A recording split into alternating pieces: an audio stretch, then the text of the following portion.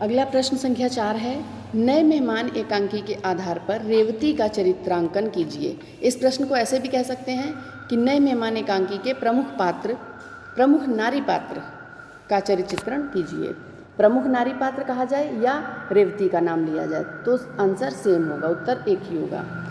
नए मेहमान एकांकी में रेवती एकांकी के नायक विश्वनाथ की पत्नी है और वह मध्यम वर्गीय परिवार की गृह स्वामिनी के दायित्व का पालन करती है। जो एक मध्यम वर्गीय मिडिल क्लास फैमिली में, मध्यम वर्गीय परिवार में जो एक हाउसवाइफ गृह स्वामिनी होती है, उसकी जिम्मेदारी, दायित्व का अर्थ जिम्मेदारी का अच्छी तरह से पालन करती है। उसके चरित्र की विशेषताएं निम्न प्रकार हैं।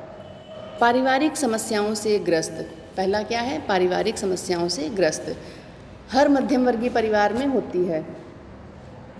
रेवती का जीवन अनेक समस्याओं से ग्रस्त है, जिन कारणों से वह दुखी रहती है। तेज गर्मी पड़ रही है, घर अत्यंत छोटा है और उसका पुत्र भी बीमार है। वह इन सब समस्याओं से परेशान होकर कहती है, न जाने कब तक इस जेल खाने में सड़ना होगा। तो ये क्या दर्शाता है कि वो परिवार की समस्याओं से परेशान है, दुखी रहती है। अगली विशेषता है बुद्धिमती। रेवती कैसी? एक बुद्धिमती स्त्री है। रेवती एक बुद्धिमती स्त्री है। विश्वनाथ तो अपने संकोची और विनम्र स्वभाव के कारण घर आए परिचितों का परिचय जानने में सोच विचार करता है। विश्वनाथ सोचता रहता कैसे पूछें, क्या कहें, क्या सोचेंगे वो, लेकिन उसे सही स्थिति पता नहीं चल पाती। तो विश्वनाथ को पूछने के लिए रेवती प्रेरित करती रहती है। उसी की बुद्धिमत्ता के कारण मेहमानों की भूल का पता चलता है। मेहमान गलती से उसके घर में आ गए थे। तुनक मिजाज एवं शंकालु। तुनक मिजाज, बहुत जल्दी से रूठने वाली और जल्दी से मानने वाली, ऐसे व्यक्ति को तुनक मिजाज कहा जाता है। शंकालु, मन में उसके शंकाएं उत्पन्न होती रहती हैं। परिस्थितियों ने रेवती को तुनक मिजाज तथा शंकालु बना दिया है। वह छोटी छोटी बातों से रूठ जाती है और विश्वनाथ जब उसे मेहमानों के लिए खाना बनाने को कहता है तो कह उठती है, दर्द के मारे सिर फटा जा रहा है, फिर खाना बनाना इनके लिए, और इस समय आखिर ये आए कहाँ से।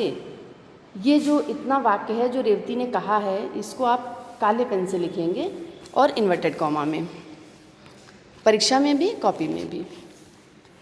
पड़ोसिन के व्यवहार से दुखी।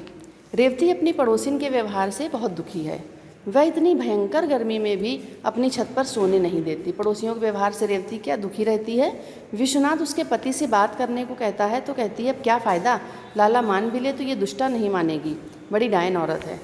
तो ये उस पड़ोसियों के व्यवहार से दुखी रहती है रेवती। ये भी उसके चरित्र की एक विशेषता है। कोई भी गुण हो या अवगुण हो, वो उस व्यक्ति के चरित्र की विशेषता होती, विशेष बात होती है।